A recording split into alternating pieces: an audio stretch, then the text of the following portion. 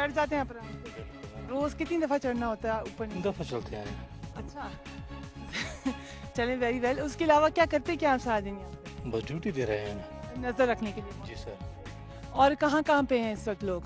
हमारे वाले ये जो है ये पोस्ट सामने पोस्ट लगे हुए हैं। तो ये सारा इलाका अफगानिस्तान का है? ये पीछे नीचे इलाका है वो अफगानिस्तान का है।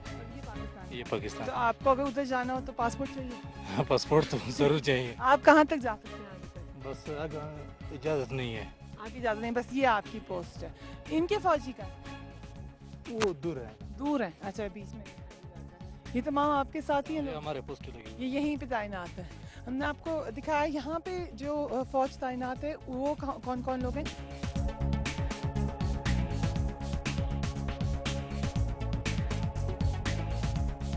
क्योंकि हम इस इलाके में आए हुए हैं तो फिर समा के ब्यूरो चीफ भी हमारे साथ मौजूद हैं पेशावर के। अस्सलाम वालेकुम। वालेकुम सलाम। यहाँ पे आप आते जाते रहते हैं? वुमन एजेंसी में तो आना जाना लगा रहता है, लेकिन यहाँ पे पहली दफ़ा आए हैं। तो इस इलाके की बार बार हम जो बात करते हैं जियोग्राफिकल इम्पोर्टेंस, स्ट्रेटेजिकल इम्पोर्टेंस, तो आई थिंक ये इलाका उसी में शामिल।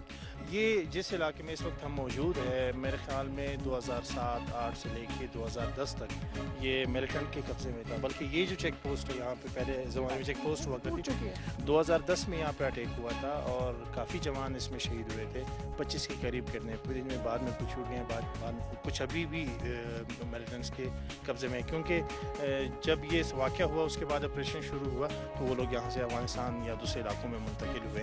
तो ये इलाका अब हम किसी हद तक कह सकते हैं कि शायद सिक्योर कर लिया गया है। मैं इस वक्त जहाँ खड़ी हूँ, मुझे पीछे से मुसलसल हमारे जो जवान हैं वो कह रहे हैं आप यहाँ से चलें, क्योंकि एकदम अचानक अटैक आ जाता है। इतनी कोई सेफ जगह नहीं है ये, और यहाँ पर अटैक्स होते भी रहे हैं। अभी जो आप देख रहे हैं ये शोंकराई चेक पोस्ट इसको कहा जाता है, और आप जैसे कि देख सकते हैं इसकी हालत इज़ार से कि ये बिल्कुल तबाह बर्बाद कर दी गई है। आगे चलते हैं और आपको इस चेक पोस्ट के अलावा और भी दहशत गर्दी के मनाज़र दिखाते हैं, जो उसकी बाकियात हैं वो दिखाते हैं। वक्फा लेंगे। Keep watching news beat special programme with Fariya Idris.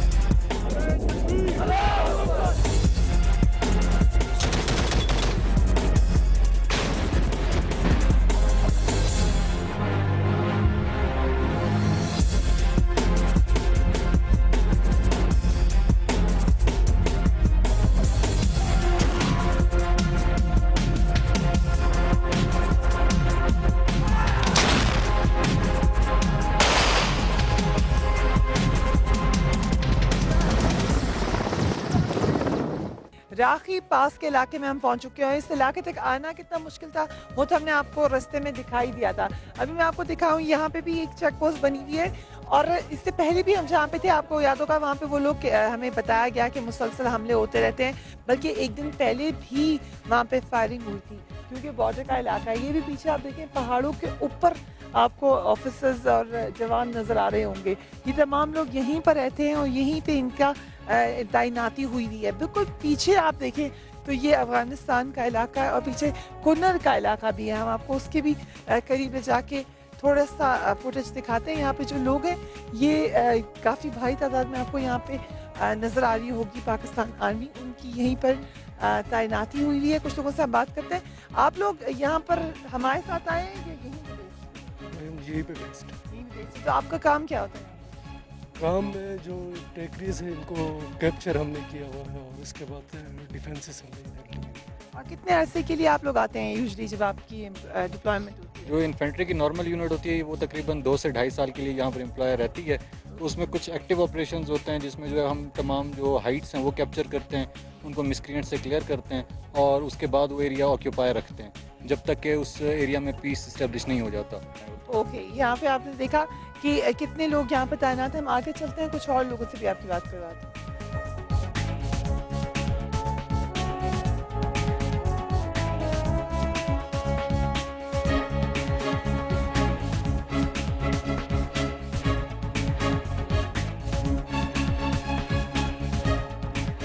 जहाँ जहाँ पे ये हैं तो जवान हैं आपके, ऑफिसर्स हैं, यहाँ पे क्या हमला भी हो सकता है? यहाँ पर तो हमले हुए ना हमारी बेसिकली। तो ये एरिया जो था, जैसे मैंने बताया कि इधर हमारे एक आध पोस्ट आखिर में रह गई थी, क्योंकि एज आई सेड कि हमारे पास इतने फोर्सेस नहीं थे to occupy the whole area.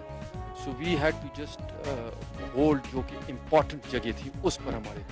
तो उसके बाद फिर जब हमने दोबारा इस एरिया को क्लियर किया तो फिर प्रॉपर ऑपरेशन हुआ और इस एरिया में हमने फिर उनके ऊपर अटैक किया और ये एरिया हमने क्लियर किया। आप देख लीजिए कितना डिफिकल्ट एरिया। अभी यहाँ पर इस एरिया में उनकी एक अच्छी तकड़ी पोस्ट थी और उस पोस्ट को जो उनकी जो रीइंफोर्समेंट सारे इधर पीछे ये बॉर्डर है उसके अक्रॉस से आती थी।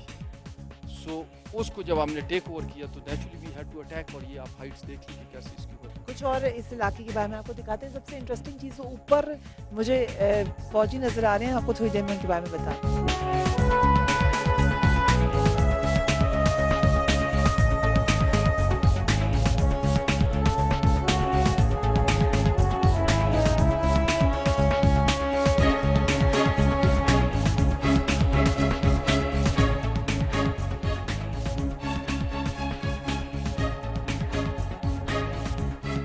दहशतगर्दी की जंग में क्या क्या कामयाबी हुई उसके बारे में हम जाएंगे। आप बता रहे थे कि आपने यहाँ पे आखिरी जो लेटेस्ट वहाँ पे पकड़ा गई है, एक पोस्टर बनाई गई है, उसमें आप शामिल थे उस जी। क्या हुआ क्या था? बस असल में जब हम यहाँ इस घाटी पे पहुँचे हैं, मेन यहाँ से फाइट हमारी जो है यहाँ से शीशे अली जई से और ये कंडौ से होती है, हम इस रेंज के थ्रू सीधा आगे मूव किया। वहाँ पे उनका जो है काफ़ी मेरे एंड का जो है यहाँ पे थे मिलिटेंट्स। वेपन्स लगे हुए। ये कब की बात है? 17 17 जी। अच्छा, तो आप लोगों ने यहाँ आके लड़ाई की? जी हाँ। तो क्या क्या हुआ वहाँ पे? भी सुना है कि सारा जो था वो दहशतगर्दों का गढ़ था। मुकम्मल उनके कंट्रोल में थे गाँव। और दूसरा ये कि यहाँ पे इनका हॉस्पिटल भी था, ITs की लेबॉर्ट्री भी थी। अच्छा, इनका अपना हॉस्पिटल था दहशतगर्दों का? जी, मेडिकल तो वगैरह। डॉक्टर कौन थे? डॉक्टर में भी टर्किश लैंग्वेज की बुकें काफ़ी थी। अच्छा, तो ये लोग कहाँ से आए थे? इसका मतलब कहाँ के लोग थे?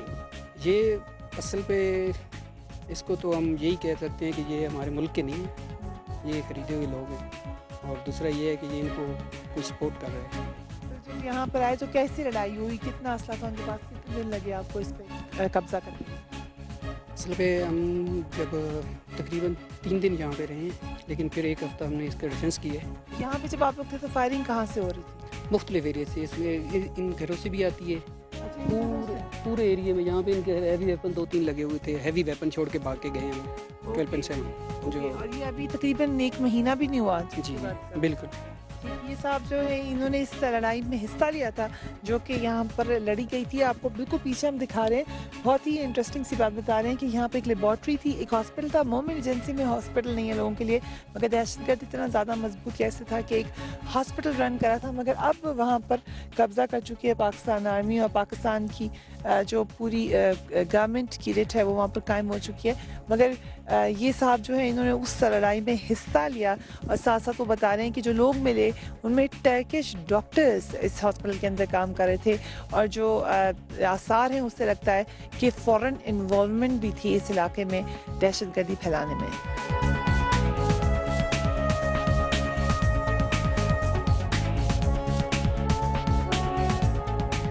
इस इलाके में कहाँ कहाँ पर हमारी पोस्ट बनी हुई है। एक तो ये आपने देखा होगा छोटी सी मॉस्क की तरह बनाई गई है। ऊपर मैं आपको ले जाना चाह रही हूँ और दिखाना चाहती हूँ कि वहाँ पर किस तरीके से रह रहे हैं ये जो जवान हैं और ऊपर है क्या। So stay with me.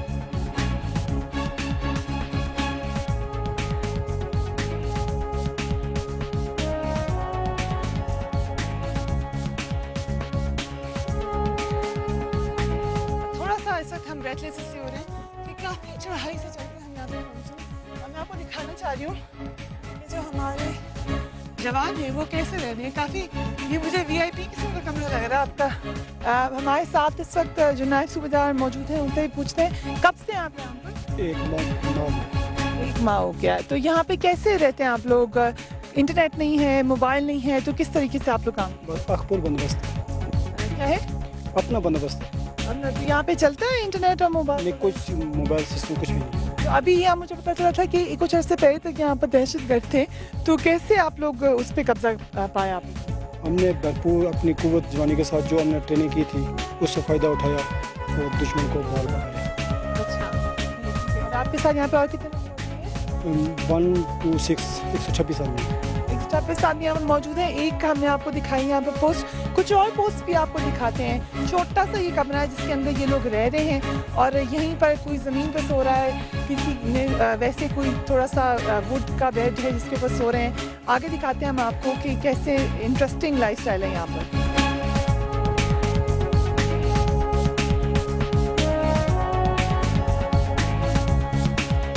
इनके पास ग्रेनेड है यहाँ पर, इट्स कॉल्ड हैंड ग्रेनेड, जिससे कितने लोग मारे जा सकते हैं? जितने भी इसके एरिया में आ जाते तो उन सारों को मतलब तबाही करने के लिए। यहाँ से अगर आप देखें और आपको लगे कि ज़रूरत है तो ये इस्तेमाल हो सकता है। एंड ये स्मोक बॉम्ब है, ये smoke bomb basically this is smoke bomb. और ये जब किसी को अपनी एरिया के बारे में बताना होता है, आइडेंटिफिकेशन देनी होती है, तो उस वक्त ये इस्तेमाल होता है। अपने साथ जी, अपने साथियों को, अपने बंदों को अपनी जो जगह होती है वो दिखाने के लिए आइडेंटिफाई करना इस्तेमाल होता है। ये तो मैगजीन है और ये मोटर है, ये किस वक्त इस्तेमाल होगा? बेसिकली ये इल्यूमिनेटिंग है मोटर का।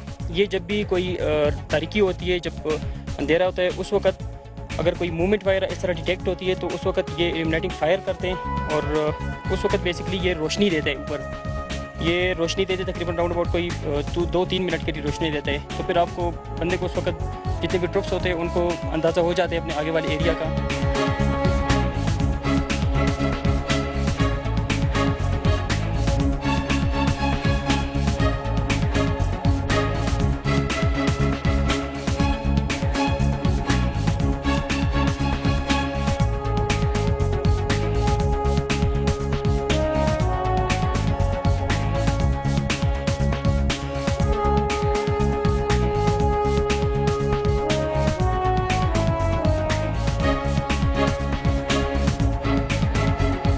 अभी आपने हमें पूरा एरिया भी दिखाया, अपनी डिप्लॉयमेंट भी दिखाई।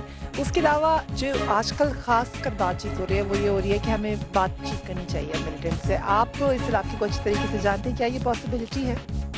देखिए, ये समझने की चीज़ ये है कि बातचीत क्या होनी चाहिए, किससे होनी चाहिए और उनके क्या मकासद हैं। अगर तो उनके मकासद पाकिस्तान की रियासत के ख़िलाफ़ हैं और वो ये चाहते हैं कि जो रियासत की खुददारी है और रियासत जो स्टेट है उसकी जो रिट है उसके ऊपर बातचीत हो, तो मेरे ख्याल में ऐसी कोई बात नहीं होनी चाहिए। एक पैरामीटर बातचीत का होना चाहिए कि सबसे पहले जो बातचीत हो उसमें जो ओवरराइडिंग फैक्टर होगा कि वो स्टेट ऑफ पाकिस्तान से लॉयल्टी और कॉन्स्टिट्यूशन ऑफ पाकिस्तान के साथ एक अपने ईमान और उस पर यकीन के ऊपर बात करेंगे। मेरे ख्याल में अगर कॉन्स्टिट्यूशन और लॉयल्टी टू स्टेट के अंदर बातचीत होती है तो बातचीत होनी चाहिए, लेकिन बातचीत करना फ़ौज का काम नहीं है। ये एक पॉलिटिकल प्रोसेस है, इसको पॉलिटिकली डील करना चाहिए। लेकिन जहाँ जहाँ भी ऑपरेशन हुआ है ज़ाहिर है वहाँ पे बातचीत तो हुई है,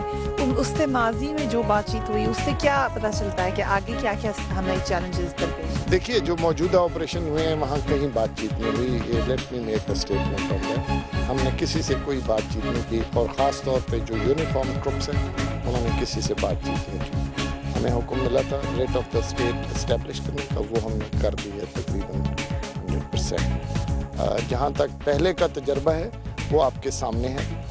ज़्यादातर मौके पर उन्होंने जो वादे किए उनके साथ वो कायम नहीं रह सके और मेरे ख्याल में अगर वो उसके साथ वो नहीं रह सके, उस पर पाबंद और कायम नहीं रह सके, तो फिर उन मायदों की नेगेटिव इम्प्लिकेशंस होंगी। इसलिए ये बड़ा हिस्टोरिकली तो कामयाब नहीं हुआ। हमें बताया गया कि यहाँ पे फॉरेन इन्वॉल्वमेंट देखी गई। कौन कौन से ममालिक हैं जो इस वक्त यहाँ पर मसरूफ़ हैं?